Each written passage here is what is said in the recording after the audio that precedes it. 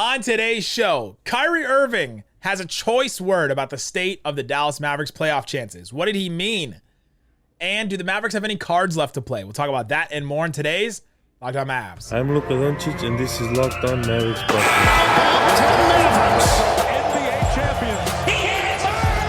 Bang! It's good! And the Mavericks have won the game!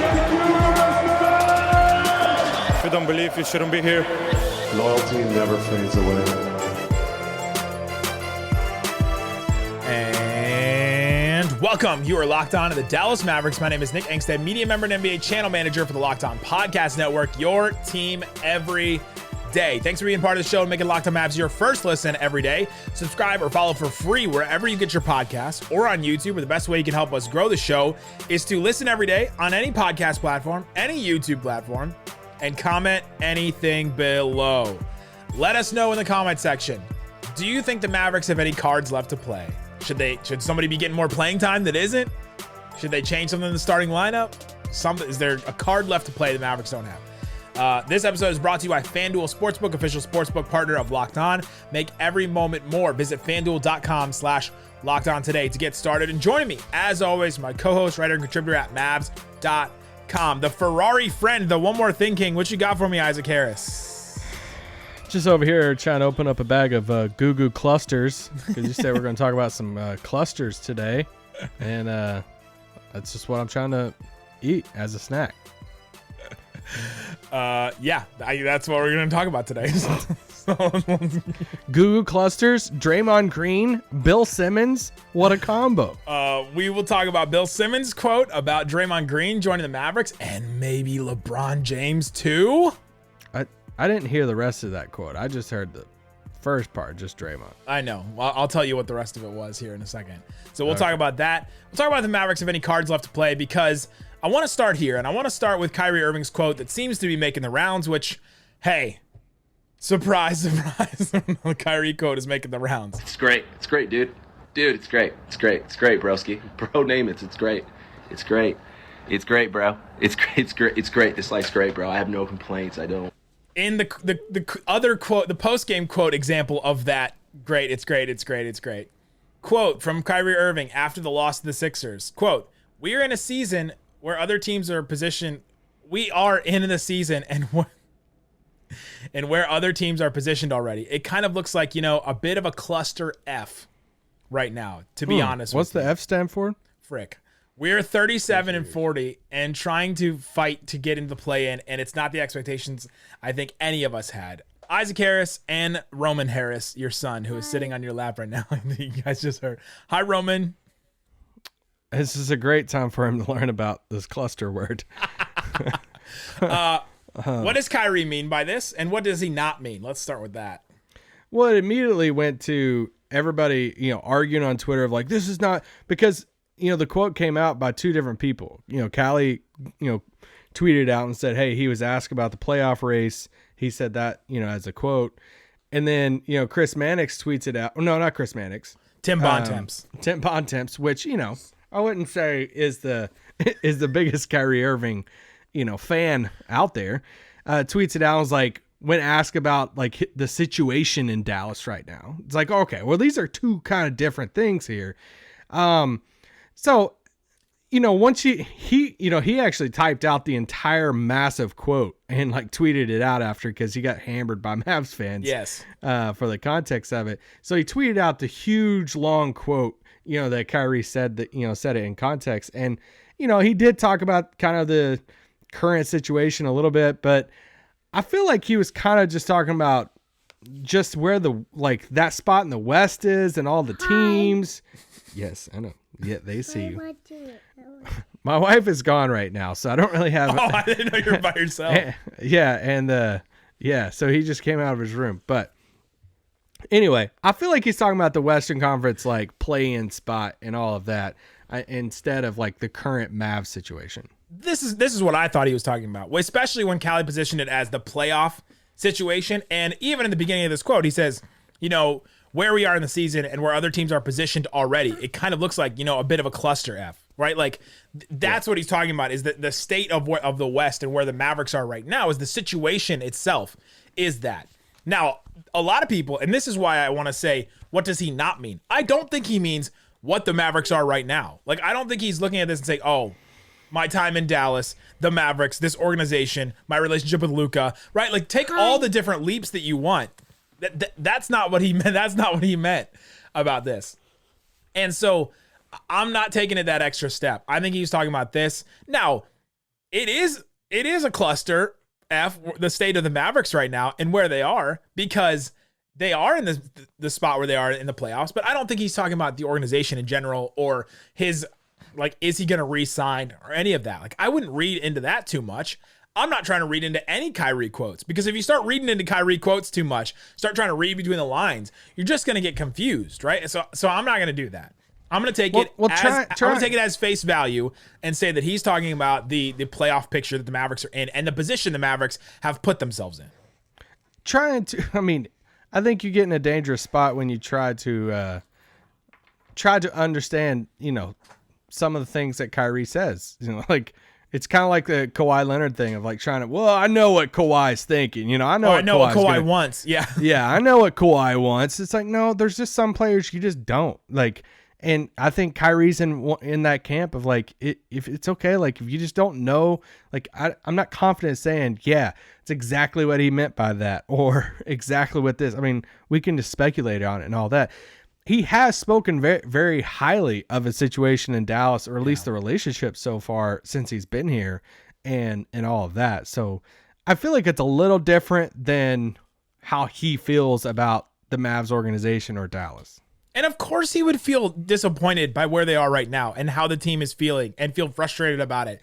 He could call the team a cluster F right now, and I would agree with him, I think. Because I was going to say, that's the thing. No matter how he meant it, like, what is not that right now? What is not a cluster fudge right now?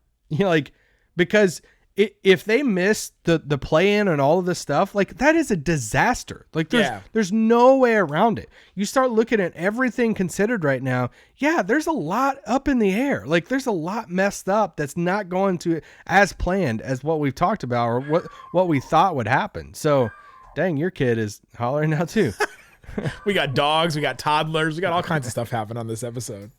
Yeah, so, he wouldn't be wrong. I just don't think he's talking about, like, I don't think it's as, simple as, dude, Kyrie was asked about what he thinks about being with the Mavs long term. And he's just like, yeah, it's like a cluster, right now. So, so I don't know. That's just my interpretation of it. That's how I would take it too. Exactly. I was listening to what you said 100%, 100%, and not trying to give my dog a treat to get him to stop barking. Coming up, let's talk about if the Mavericks have another card to play. Because in the state where the Mavericks are in now, what is left? What's left for them to do? What should we expect from Kyrie, from Luka? What could Jason Kidd do? We'll talk about that coming up.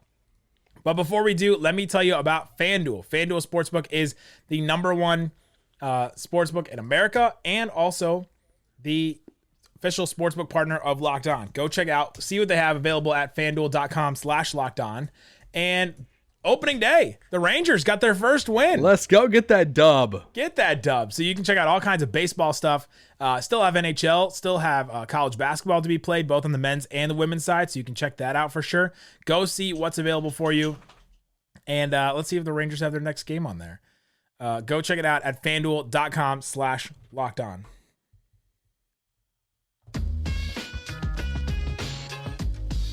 Thanks, everybody, for making Locked On Mavs your first listen today and every post game. We appreciate you, and you're part of the Raccoon Squad if you listen 5 days a week. All right, Isaac, let's get into this. We talked about the Kyrie quote. We know what we think we know what he means by it, and we know what he doesn't mean by it. The thing that I want to focus on now, or do we? Do we know? Do the Mavericks have any cards left to play? This is a question I've been kind of asking myself. It's like, there are so many fans that ask for, you got to play Christian Wood more. You got to play Jayden Hardy more. You got to play JaVale. That's been a thing recently. Do the Mavericks have cards left to play in that sense? Yeah, I don't think so this late in the season. I mean, I don't. I mean, I don't want to be I guess you could talk me into some more Jayden Hardy minutes. We've been getting it. Yeah, like I think you could see a little bit more of those. It's just the defense is so bad. It's not like they have a defensive lineup and an offensive lineup. So like everybody's just bad. Like the whole team's defense is bad. So it's not like you could sit there and say, you know what, I think they should put out a defensive lineup. It's like, okay, well, do they have one? Like, is there one up their sleeves? I feel like they've played a lot of their cards. I mean, you could go back to you could try the Christian Wood experience in a bigger role, I guess, and just lean into the offense even more. But I mean, yeah. Arguing who's better at defense between Dwight and Christian Wood and in JaVale McGee is like, I don't even know what the equivalent is of arguing. And like, even with Christian Wood, he doesn't fix your rebounding problems like you had hoped. Like, he's rebounding at a decent rate, but I saw in that Sixers game, he's not playing against Joel Embiid, and he just gets out rebounded like 2, 3, 4 times, and you just get frustrated by it. And then the moving screens, right? Like I don't know if they think they can, with the amount of screens that they want their bigs to set, I don't know if they trust somebody else, and that's why Dwight Powell gets minutes, because he can set a screen that's not moving. And so there's these other issues that come with it. It's not just Christian Wood's defense, the reason why he's not getting minutes at this point. And so, do they have another card left to play? I don't think there's another card rotation-wise left to play. However, I'm still holding on to, they've got to run more actions with Luka and Kyrie. Like, that's the last one. That's the last one to play. That's normally something you hold. Like, remember the Warriors with Curry and KD. They held that card close to the chest, and then all of a sudden in the finals, they're like, hey, let's run this over and over and over again, and we're just going to destroy the Cavs with this. And I think the Mavericks still have that card, and they need to play it now. They can't wait on it. They can't hold it back because, they'll be bad on defense. It'll tire them out on defense. That doesn't make any sense to me. They've got to play that. Just run some Luka screens, Kyrie with the ball, Luka with the ball, Kyrie screens. I don't care who's guarding either of them. You've got to run that stuff because you've got to have Kyrie and Luka involved in the actions, and we can't have this Kyrie shoved over in the corner and Luka Doncic handling the ball, or Luka in the corner or standing out way on the perimeter, just hanging out while Kyrie has the ball and is like isolating. Yeah, I don't want this to come across like some cop-out answer, but I think it's time that they need, and they don't have it. And I just that's where I think a lot of this, like, I think, like, I'm still confident in Kyrie and Luka pairing. I just think it needs time. I think they got to figure. I think you have two, all-star starters, in these two guys that they, I think it's just going to take time for them to maximize their strengths off each other and learn how to play off each other more, which isn't even like it's not like it's, I don't want to get down to like, is Kyrie and Luka working and like all that stuff, because I think some of it's getting overblown of like, oh, the pairing doesn't work. And it's like, oh, okay, well, there's a lot. You're going to throw out the record between, when they both play, but there's a lot that goes into that record too. And I think coaching staff has to figure out the right combinations with Kyrie when Luka's off the floor, and they kind of alternate their minutes. The style of play, I think they got to figure that out too, of, hey, you just go run the whole, the same dang system at all times. And I don't think that's really the answer either. So I just think a lot of it is time. They definitely got to get, some better support, more versatile supporting pieces around those two guys. But the pairing, I'm still confident in. Yeah, I'm definitely confident in the pairing. I think that, they haven't figured out those minutes with Luka without Kyrie after losing some of their pieces, right? Like, I think that's been a big miss. But and Josh, it's kind of like, Josh hasn't been the same. Like, imagine what this team would be like right now if Kyrie and Luka were still trying to, which, I mean, they're still, like, their stats are still fine. Like, if they were still figuring themselves out and Josh was still playing at the same level as before. And, as earlier in the season when we were like, oh my gosh, look at this Josh Green. He's taking a step backwards. Jayden Hardy's taking a little step forward, but they just can't get it all to figure out at the same time. Luka and Kyrie on the floor together, still a 120.5 offensive rating, which is great. Not as good as it was, when they first started. And then 115.8 defensive rating, which is below average. So, like, not awful, but still below average.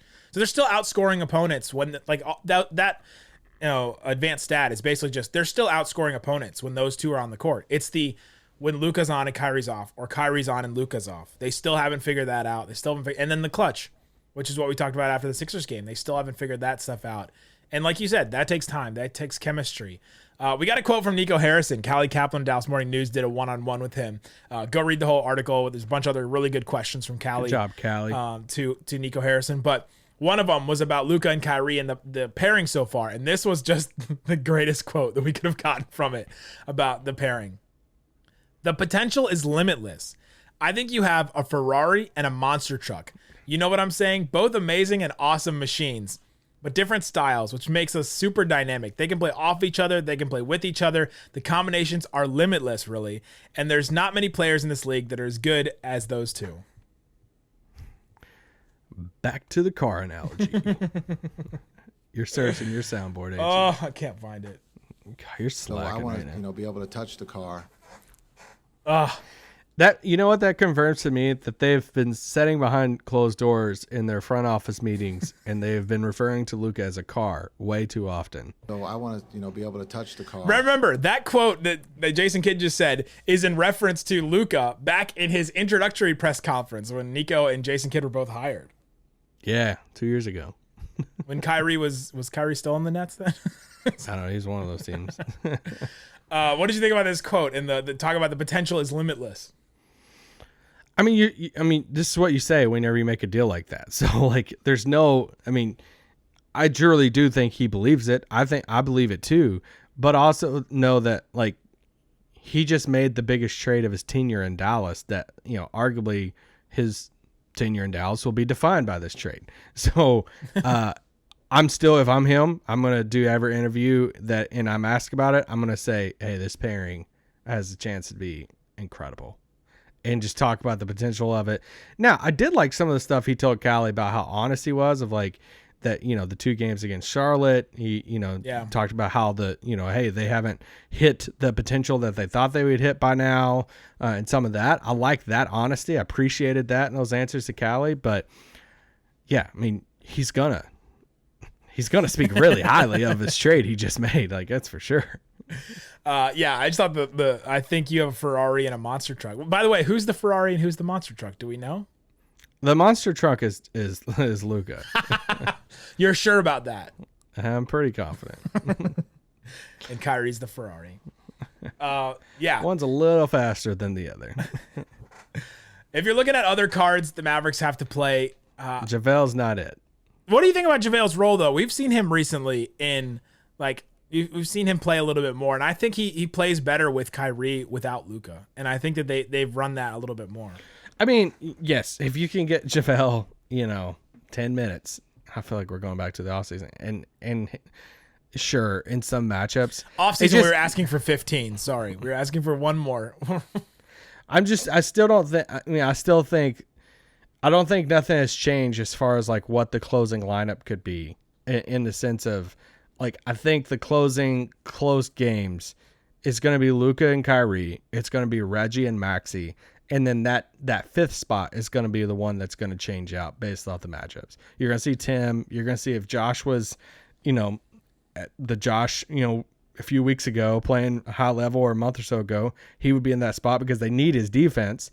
I mean, Jayden Hardy, some of his like on-off stuff and splits and stuff with Luka and Kyrie in there, it's a lot of fun. And it's even seeing the differences of him, like when he's playing with Luka, he turns into this, kind of, spot up shooter there, and he's hitting the ball, he's hitting a 3 at a high clip, but then he has this ability to create and kind of like go score a bucket whenever Luka or Kyrie's off the floor too. And that's one of the cool things about Hardy. I had to give you props too, because earlier in the season, you were very adamant that Jayden Hardy is going to have like a role in this team before the end of the year. And I was very hesitant on it. I was like, dude, he's too young. They're going to be, they're going for contending team. They're going to, be a top 4, top 5 team. Like, there's no way Hardy's going to have a shot at being able to crack the rotation this year as a rookie. And he's proven me wrong. Like, there's some nights, I mean, yeah, he's put up 20-something points, all these games. He's surprised me at the end of this year.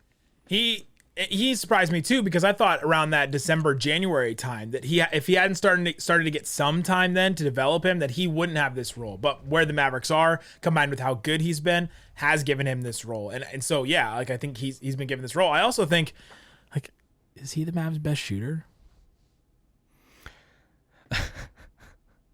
I think I'd still take Reggie in a 3-point shootout. Real? No. Reggie. Sorry. I'm sorry. Over Tim? Kyrie. Well, yeah, I think I would take Kyrie 1. Hardy 2. Did you just say Reggie? Reggie went 1 for 8 the other day. I know. I don't know. Him and Tim are Reggie's been doing it longer, so. Him and Tim are so streaky, and it's just been nice to have Hardy, who's like not as streaky. Or at least when he is streaky from 3, he can do something else. That's just been so nice to see. Yeah. But even this run, like his streakiness is he'll go 33% and 60% instead of like 80% and 0% is what we've seen from the streaky Mav shooters. Coming up, let's talk about this Bill Simmons speculation idea, this hypothetical of Draymond Green coming to Dallas and LeBron James joining him. We'll talk about that coming up. I'm excited. All right, Isaac Harris. On Bill Simmons' podcast, he recently talked about the Dallas Mavericks, and he talked about Draymond Green and thinks that Draymond Green, who has a player option at the end of this season, is not going to be playing for the Warriors next year. And his first guess, this is all guess, speculation, idea, hypothetical. This is not rumor. We don't go straight into, I'm not even going to play the rumor has it drop because it's not a rumor, right? Like, don't call it a rumor. I had 2 people DM me and ask me if this was, what did you think about this Bill Simmons rumor?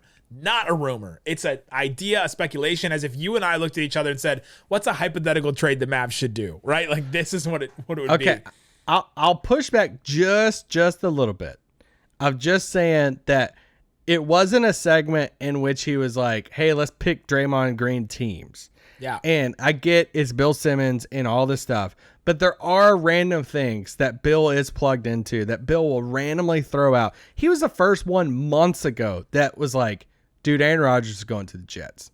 And I was like, what the crap? Like, that's the most like random thing to just throw out there. And he was pretty confident in it. And this one wasn't the same way. And now, it looks like he's going to go to the Jets, but there's plenty of things he misses on, whatever.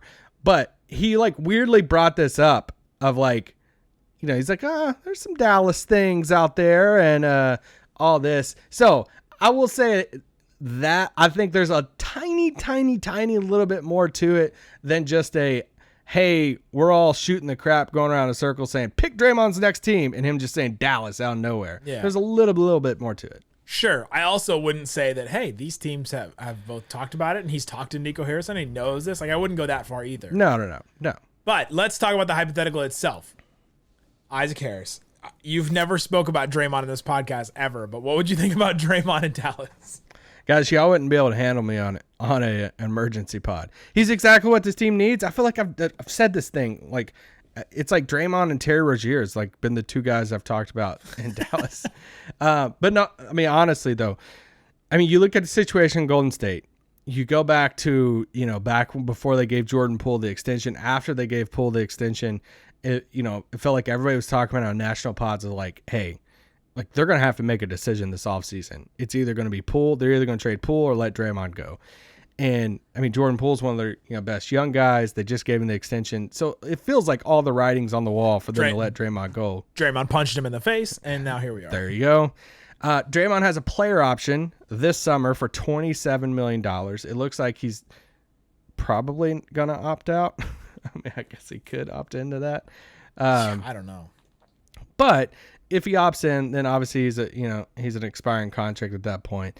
If he opts out, he's such a unique guy because not every team's going after him. Like, and even people listen to this that are Mavs fans, like I'm assuming there's a good portion of Mavs fans they're sitting there killing me in the comments saying, dude, get Draymond away from this team.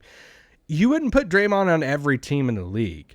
And even like you're not bringing Draymond in and paying him $25 to $30 million a year to be a number 1 or number 2 option on your team either.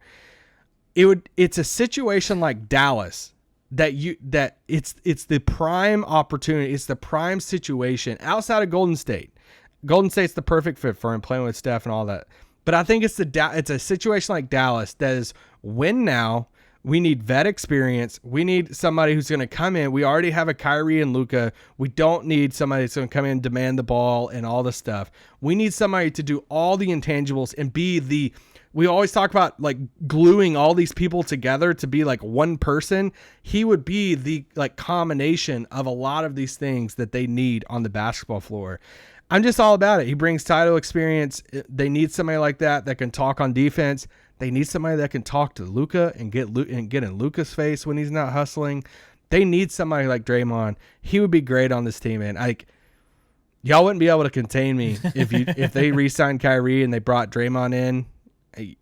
I would be sitting there saying, "All right, y'all want to book the parade, or I'm ready." He's what they need. Another just guy that can pass, get guys the ball open. We've seen Kyrie play off the ball. He can play that role really well. Luka would have to work on it, like you said.